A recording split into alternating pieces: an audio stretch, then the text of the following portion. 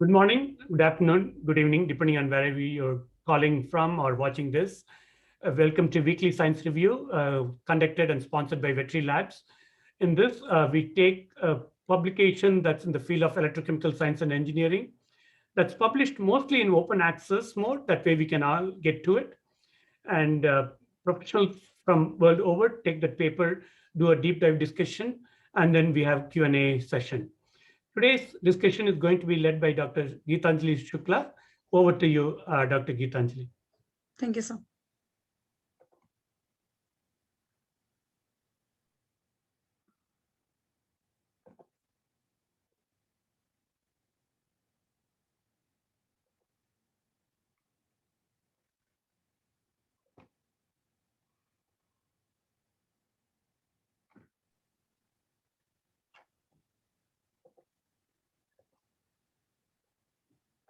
So, hello everyone. Myself Gitanjali Shukla. I'm a postdoc at Michigan State University. So today we are going to discuss a paper which is published in Journal of Membrane Science recently, like in 2021.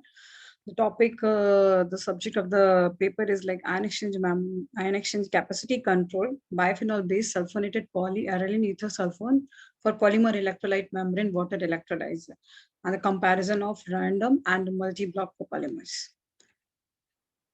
So first, I'm coming to the introduction of the paper. It's like basically the polymer electrolyte membrane water electrolysis is of great interest as a green hydrogen production technology due to its wide current density operation range and a high pressure operation capability with the rapid response time to turning a system. Basically, people used PFSA like fluorocarbon-based ionomers like Nafion for the electrochemical application because of their great attention due to their high tunability in chemical structure and ion exchange capacity, followed by good thermal and relative stability and their cost. So because the Nafion cost is very high, that's why people don't prefer too much. That's why they have prepared some alternatives. So due to block and random copolymer rigid structure and high glass transition temperature like greater than 100 C, they show much better hydrogen gas barrier property and mechanical property than the rubbery like PFSA based membranes. At 100 C and water like nearby water saturated conditions, sulfonated polyethylene ether sulfone showed at least 1.5 and 2 times more proton and hydrogen selectivity than Nafion 2.1 due to the significant reduced hydrogen permeability by a factor of nearby 3. So in this water electrolyzer, like low hydrogen barrier property could induce explosion by hydrogen crossover from the cathode side to the oxygen rich anode, especially at the low current density. So this is the systematic systematic diagram of the PEM electrolysis. You can see this is the PEM membrane. At anode, water is fitted and we get the oxygen and then proton transported towards the cathode. So this is the overall anode and cathode mechanism in the PEM electrolysis process. Now coming to the paper about the random copolymer and multi-block copolymer synthesis followed by membrane preparation. So first we are discussing like random copolymers. So for that random copolymer preparation, they have taken 3 monomers and did the condensation polymerization reaction in the presence of potassium carbonate, toluene and NMP solvent. So first they ran this reaction, like they mixed these 3 monomers in RB at 135 C, like followed by 2 hours, and then increase the temperature like nearby 200 C for 6 hours, and then get precipitated in the methanol, and they got this polymer. For the multi-block copolymer synthesis, they just prepared BPSH100, and again they did the same process as they have repeated this. Instead of 135, they ran this reaction at 90 C. So they just included this new monomer here, like fluorinated group, which helped to improve the mechanical stability of the membrane. For the membrane preparation, they have just like dissolved these 2 copolymers. Like if they are preparing random copolymer based membrane, then they dissolve this one. And for multi-block copolymers, they dissolve this one.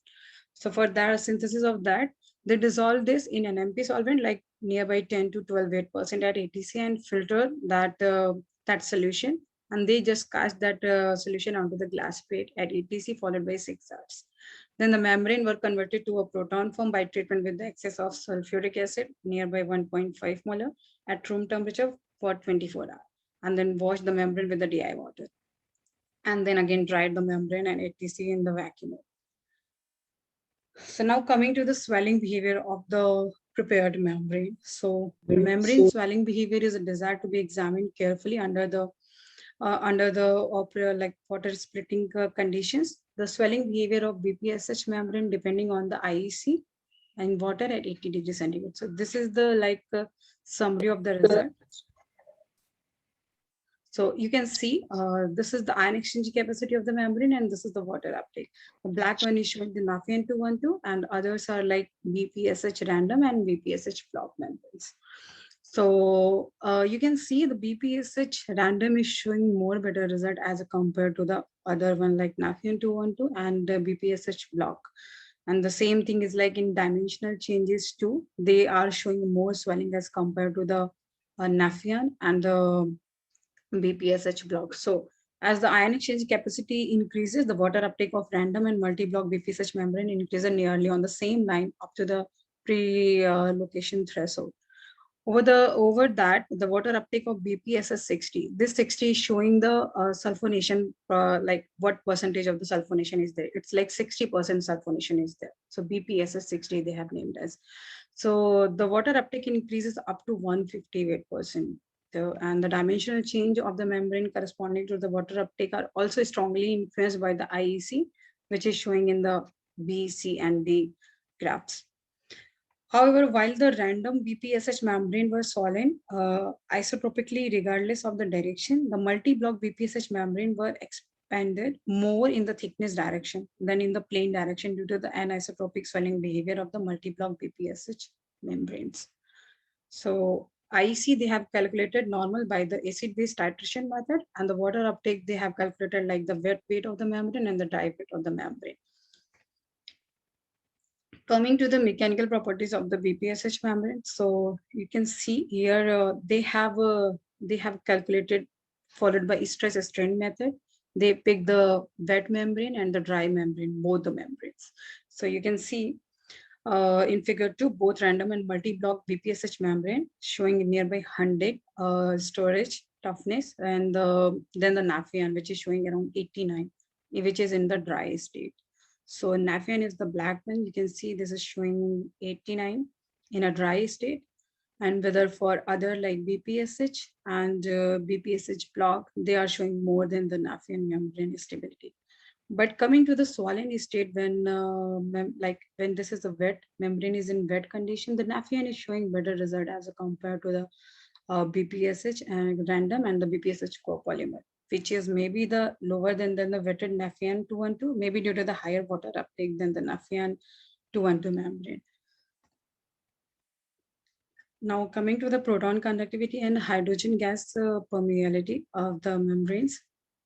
So basically, first to enhance the splitting and efficiency of a PEM is a desire to have a good proton conductivity for the reduction in the ohmic loss and to have a low gas permeability, hydrogen gas permeability to prevent the loss of produced hydrogen, and more important to avoid unwanted explosion of hydrogen in the oxygen-rich anode side.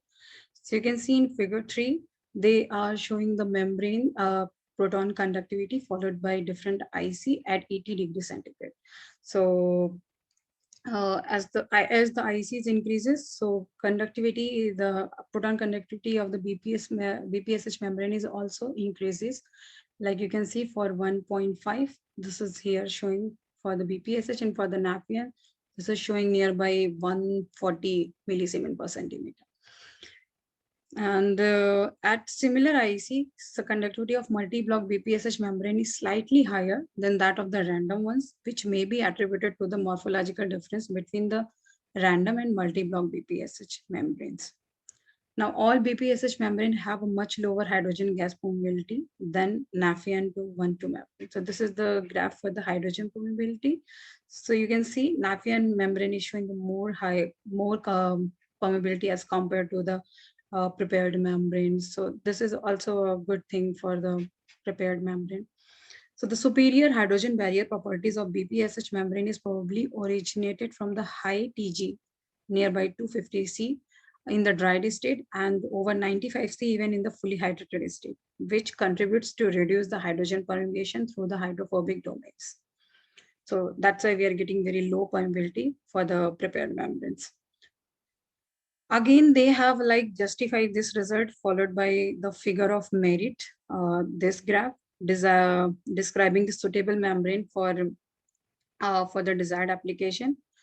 This graph is basically the result of these two graphs. This is the like ratio between proton conductivity and the permeability, and then they plotted this graph. Generally, this is also known as the selective parameter, and people also present it as SP. So you can see here, it is showing that the random BPSH membrane would be more attractive to apply in the application, water splitting application, than blocky BPSH membranes. So the FOM value of the BPSH membrane are prominently higher than that of the multi-block BPSH membrane at a similar IEC, and especially the FOM of BPSH40 membrane and 50 are about 6 times higher than that of the Nafion 212 membrane.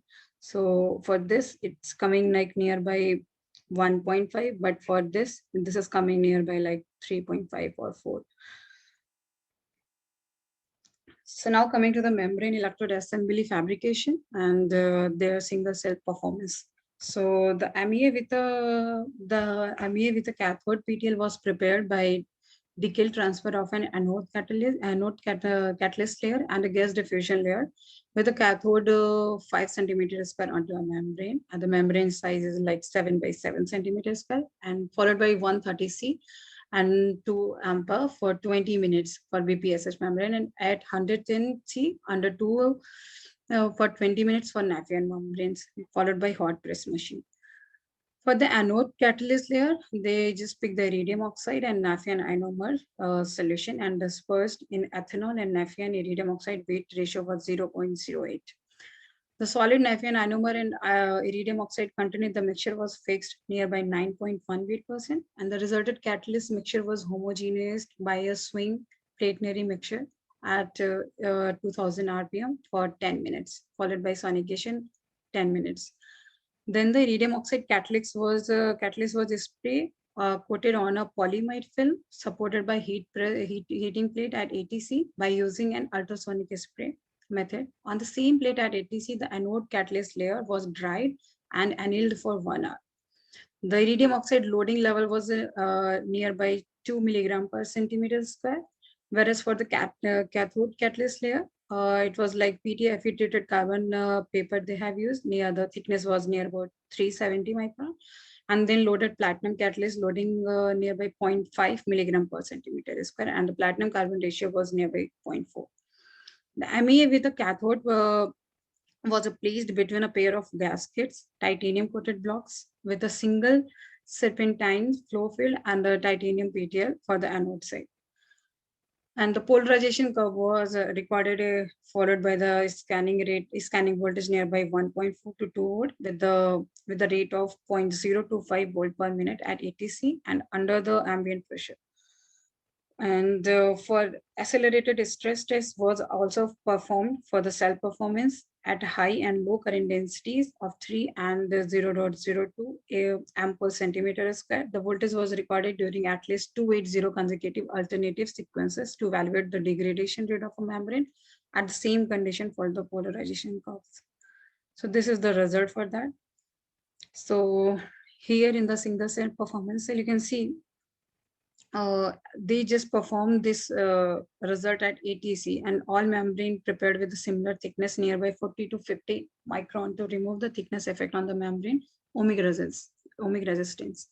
Under the same condition, the performance of two commercial PFSA membrane, the thickness is around 51 micron for Nafion 212, and for Nafion 115, the thickness is around 132 micron, was also evaluated to compare the results with performance of the prepared BPSH membrane.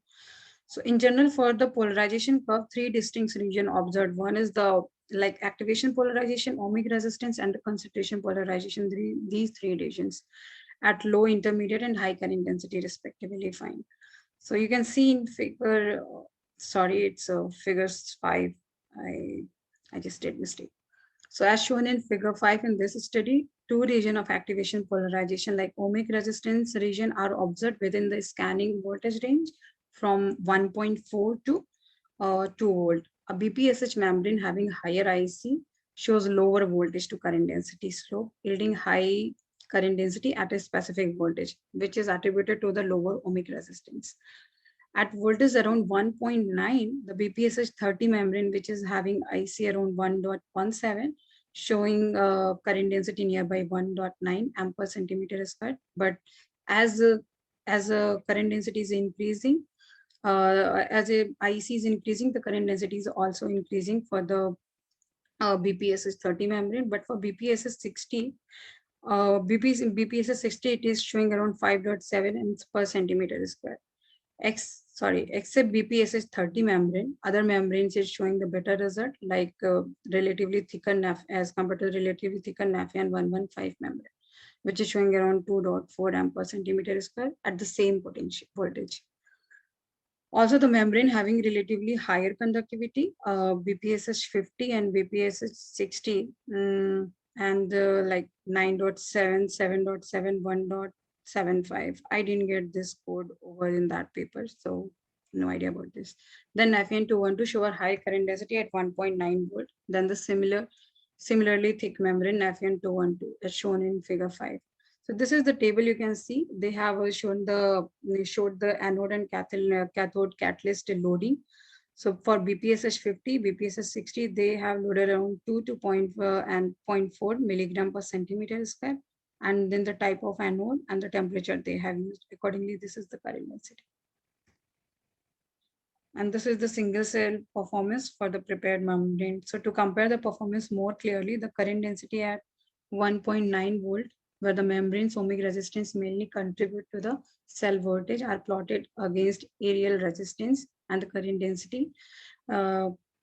Therefore, it is noticeable difference in current density between the random and blocky BPSH membrane when current density was plotted by aerial resistance as shown in figure 6.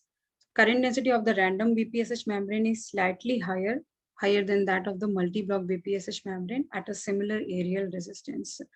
These results illustrate that the aerial resistance of a multi-block BPSH membranes for overestimated, meaning that the proton conduction in the multi-block BPSH does not occur isotropically.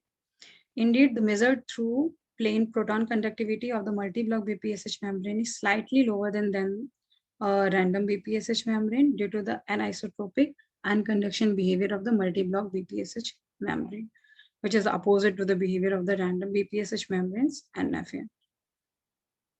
And again, they have did the durability of BPSH membranes. So this is the graph for that.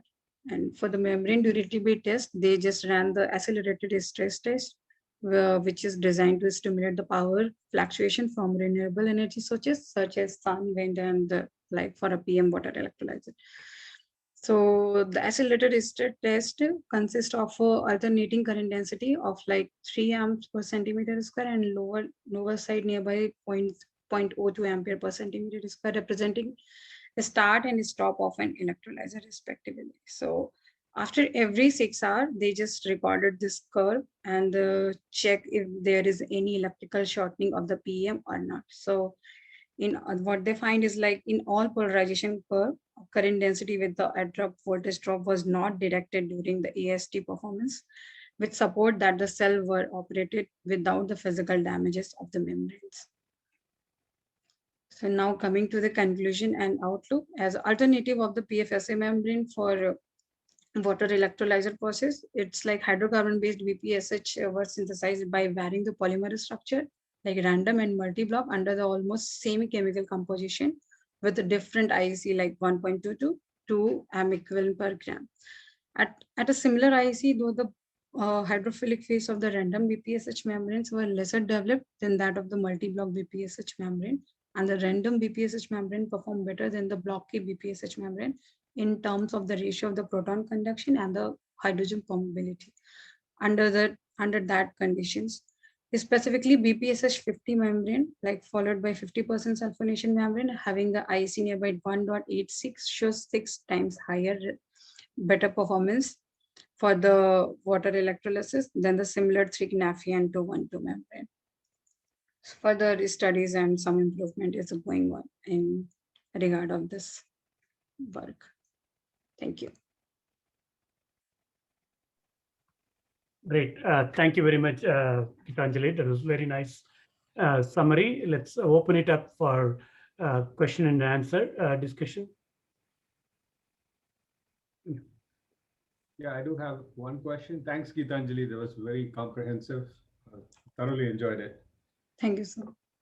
So the question I had was about again, the data isn't there they haven't discussed it, but I wonder if you thought about the peroxide attack in what that does to the overall durability of the membrane.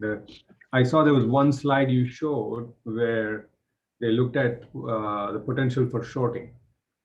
Right. For this? Yeah, that one. Yes, it's potential. Is that the only way the membrane can fall apart? In that there can be shorts developed. So that's the first question.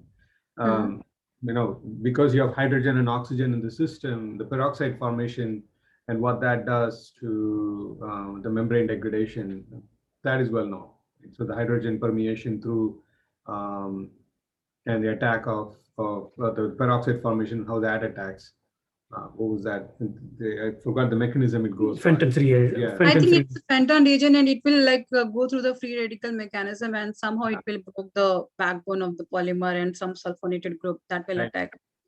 Right. So I'm not sure if it attacks the sulfonated groups or is it the carboxylic groups that's in the CF bond is getting broken. CF in the case of Nafion, yeah, it's a CF bond. In this case, it will be CH, right? Yeah, There's that's BPS, what I'm thinking. yeah. So that's more.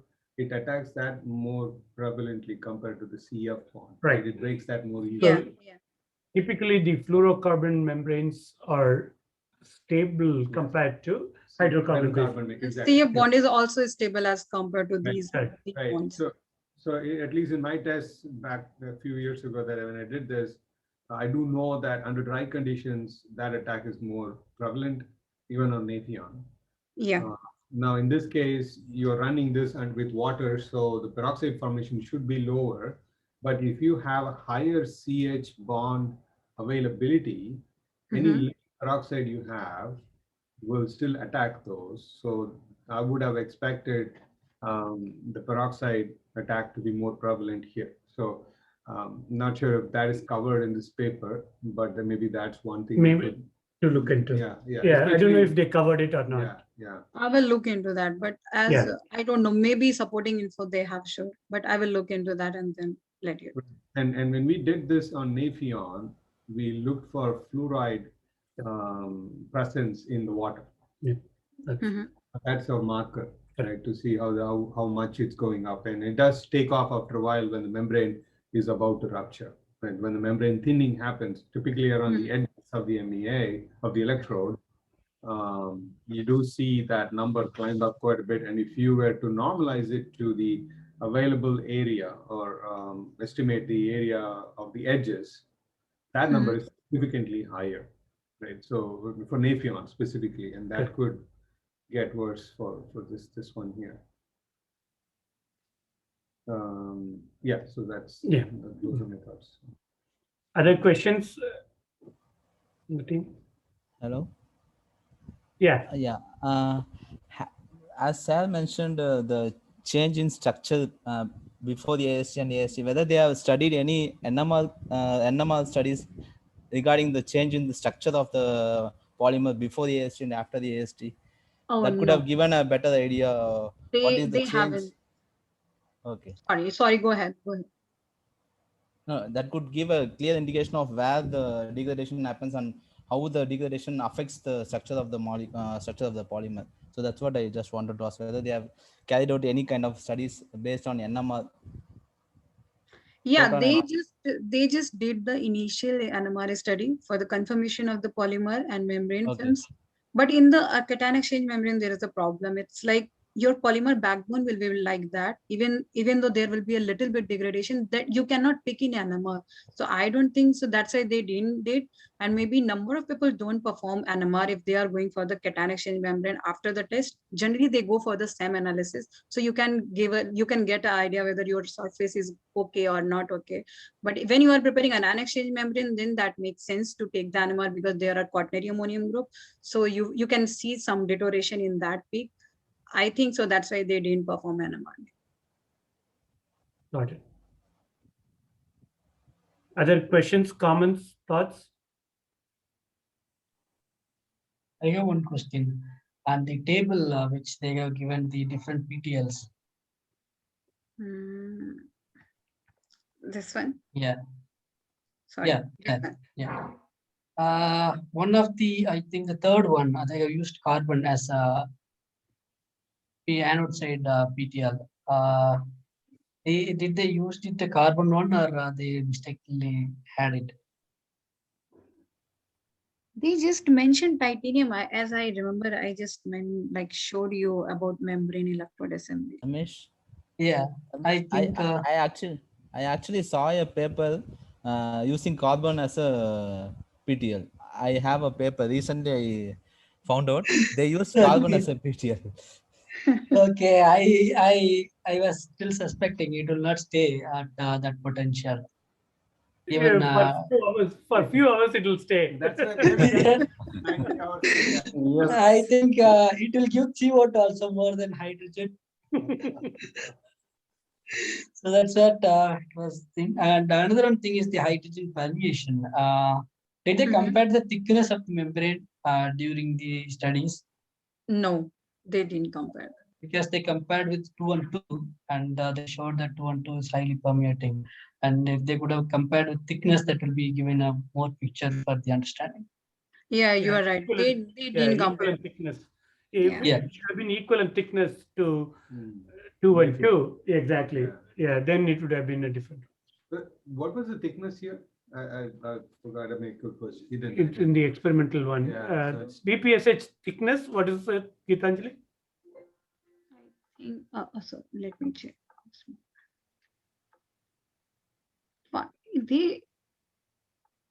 Maybe they have compared with Nafion and that nearby 50 or 80 micron. Wait. Can you go back to the thickness measurement? Maybe that's the one we can use as a. No. Where you 5 micron? No, that can't be. No, that's. They didn't mention. Let me check in paper. Maybe they have mentioned it. No, that graph is states for the percentage change, not the. It doesn't give you the exact numbers. Yeah. I thought in one of the experimental slides you had the thickness of the They membrane. has the nearby 40 to 60 micron. 40 to 60. Okay. So 2 and 2 is Equivalent. 50 microns. Yeah, But it's very tough to prepare that kind of thickness of membrane in lab manually, because I am preparing that membrane and it's very tough to peel off that membrane. Correct. Yeah. Okay. So what basically just to take away from this is they've got something. First of all, the IAC of 2 is ridiculously high. Yeah. Nafion, you won't be able to. Yeah. You can put it in a cup. You cannot make it into Gel. a membrane. It will right? become a It's jello. gel, yeah. Jello. Yeah. So just to from that point of view, to squeeze in that amount of proton conductivity in a membrane and still be able to build an MEA, that is remarkable. Yeah. Right? And you don't have anything similar in Nafion. Right? So and Yeah. to show a permeation that is much lower than what you have in Nafion, especially under wet condition, that is phenomenal. Yeah. Right. So at least the membrane properties which will make it viable for electrolyzer it's proven. I think It's in the right track. it's definitely in the right track. Yeah, Yeah. I agree with that. Yeah. The key thing is I think where they fall apart and it's weak is on the MEA side. I'm sure they can make it better. With the electrode loadings are too high for making this into an electrolyzer. Beyond that, I mean, and then they could do a lot more on the durability of it. 90 hours, I think, is just too small time. Yeah. Got it. Any other questions? On the recorded session, on the record discussion. Sir, this is Kritika. Yeah. Sir, I also thought of asking question about the thickness, but already is answered. But my question is now, what about the thickness range usually for this application? It should be nearby 100 to 150 micron. That's the ideal thing. Okay. As people prefer Maxim Nafion 117, that is having 170 micron nearby. So I think so. According to my experience, I will say like 100 to 150. 100 to I would like to know about your suggestions, Dr. Chow. Yeah, I think they touched on it in the sense of you're balancing the need for lower resistance Yeah. and the need for lower permeability of Yeah. hydrogen. So that's where you are balancing, and it's in the right range. That what they study. Mhm. Yeah. Okay, ma'am. Okay, sir. Thank you. Yeah. Any other questions or comments? Great. If there are no further questions, thank you, Geetanjali, again. And it's very nice to have this discussion today. You can also join us every week.